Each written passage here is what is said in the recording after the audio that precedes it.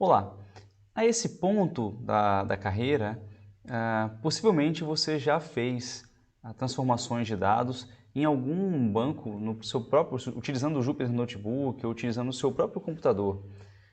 Mas isso é muito diferente de fazer um processamento de dados, um pré-processamento, transformação de características num banco de dados muito grande, por exemplo, utilizando um servidor de produção, um banco de dados com terabytes, petabytes de dados.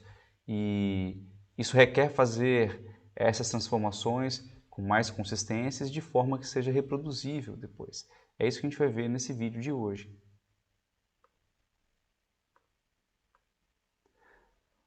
O ideal é você utilizar um pipeline de machine learning, porque no mesmo local você consegue não somente fazer o treino dos dados, o pré-processamento de dados, né, o processamento de características, de forma que seja reproduzível depois quando estiver no serviço, em serviço, né?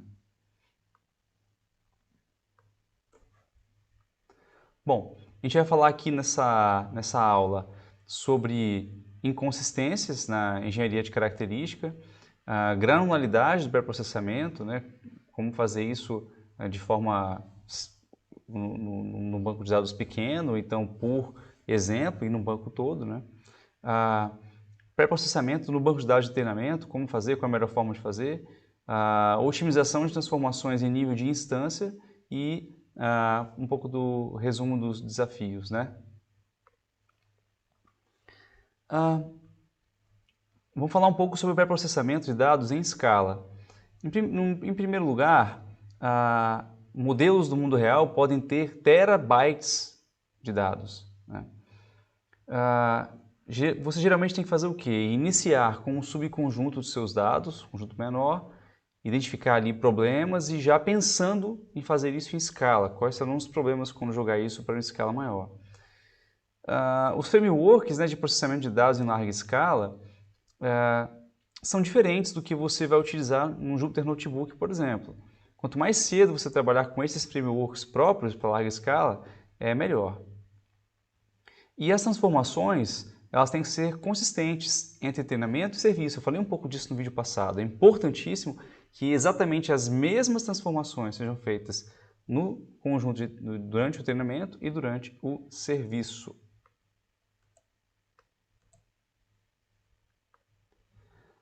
Bom, um pouco sobre inconsistências na engenharia de características, né?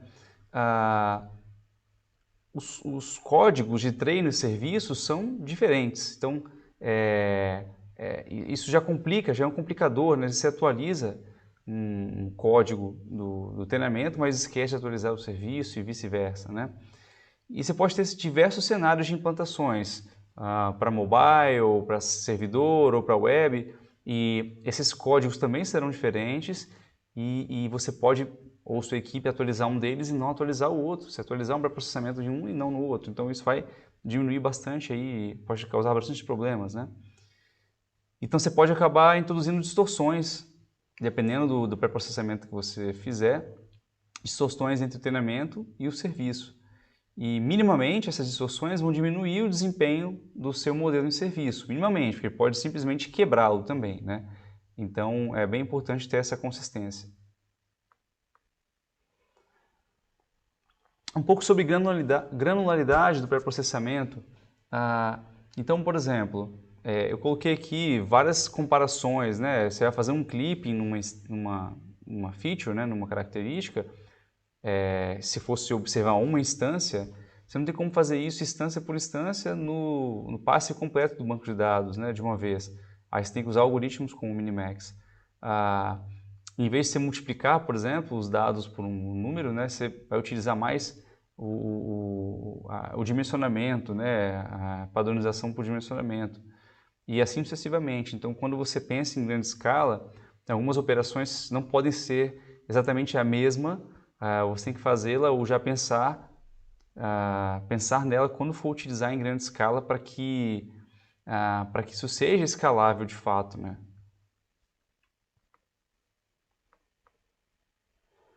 Bom, quando transformar? Então, num conjunto de treinamento, por exemplo, você tem uma opção, é você transformar o conjunto inteiro antes de fazer o treinamento, antes de realizar o treinamento. Então você tem prós e contras. Você pode ou transformar o conjunto inteiro e gravar isso no seu HD, né, no seu banco de dados, e utilizar isso para treinar, ou não, você pode treinar, fazer o pré-processamento durante o treinamento também, né? Então, o pró de fazer o pré-processamento inteiro, né, é que você roda uma vez só e você calcula os parâmetros utilizando o conjunto de dados completo, por exemplo, média de uma característica, o desvio padrão. Os contras, né, que são as transformações serem reproduzidas exatamente em serviço, você vai ter que guardar esses parâmetros em algum lugar e ter bastante cuidado aí, caso mude, né, o seu conjunto de treinamento. E você vai ter iterações mais lentas, porque imagine que você tem um conjunto de treinamento com terabytes e você vai ter que rodar um pré-processamento relativamente pesado nesse conjunto. E você resolve mudar um parâmetro desse pré-processamento e treinar de novo. Você vai ter que rodar tudo de novo antes de iniciar o próximo treinamento. Então você tem que tomar cuidado com isso aí. Outra opção é você colocar essa transformação como que dentro do modelo, né? Então, o pré-processamento não vai ser exatamente antes, ele vai fazer parte do seu modelo. Você vai ter como pró, né, iterações mais fáceis e a garantia da transformação igual no treinamento e no serviço. Contra, você vai ter transformações computacionalmente mais caras, né? A latência do modelo vai ser maior, porque ele vai incorporar esse pré-processamento, então ele vai demorar mais a fazer uma predição, né? E você pode fazer essas transformações por lote, a cada, sei lá, 32 amostras você faz essa transformação, calcula a média, desvio padrão, por exemplo, faz a escala ali. Mas isso também é de alguma forma perigoso, porque às vezes num determinado lote, por maior que seja esse lote, a média e o desvio padrão podem estar levemente alterados. Isso pode ser ruim, mas também pode ser bom, porque imagina que essa característica está mudando ao longo do tempo.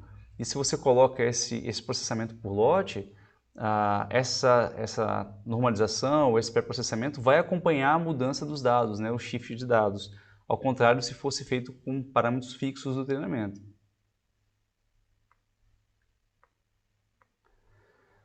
Então, por que transformar por lote, como eu acabei de mencionar?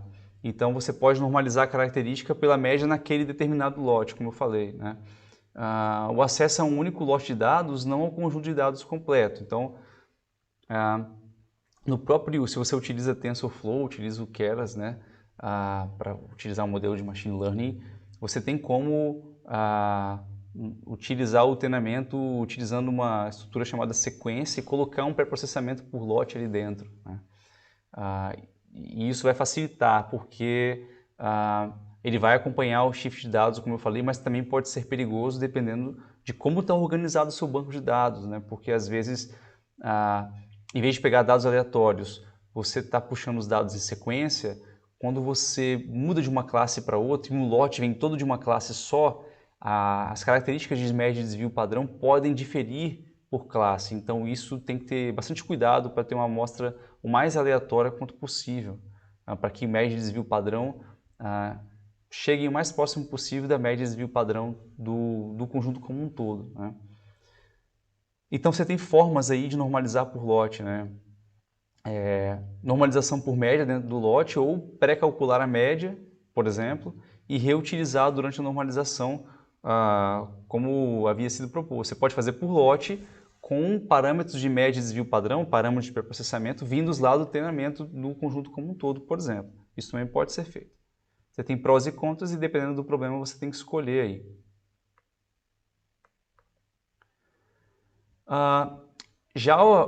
Como que a gente faz para otimizar essas transformações em nível de instância, né, de cada exemplo ali? Isso pode afetar indiretamente, né, a eficiência do treinamento. Por quê? Normalmente a GPU, né, os aceleradores, ficam ociosos enquanto as CPUs não se transformam, enquanto elas transformam os dados, né?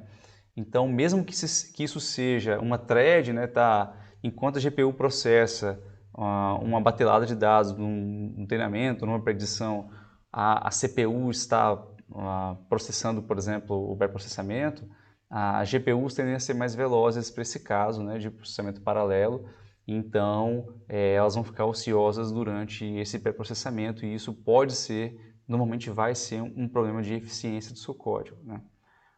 E nesse caso, as transformações prévias, elas podem utilizar uma melhor eficiência da GPU, né? É interessante você acompanhar aí o uso da GPU através de monitoramento, tanto para predição quanto para o treinamento do seu modelo, para você ver como é que está sendo isso.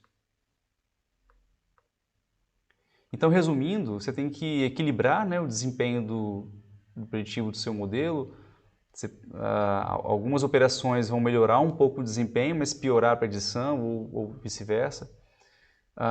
Você pode utilizar transformações completas no dado de treinamento, como a gente havia mencionado aqui, e otimizar essas transformações em nível de instância para melhor eficiência do uso da GPU, que é a parte, vamos dizer, mais cara aí do computacional, né? Então, os pontos-chave foram dados inconsistentes afetam a precisão dos resultados. Você sempre tem que fazer exatamente as mesmas operações, tanto no treinamento como no serviço. E você tem que estruturar, né, o processamento de dados para dimensionar para escala, para utilizar grandes volumes de dados de forma eficiente e distribuída. É isso aí.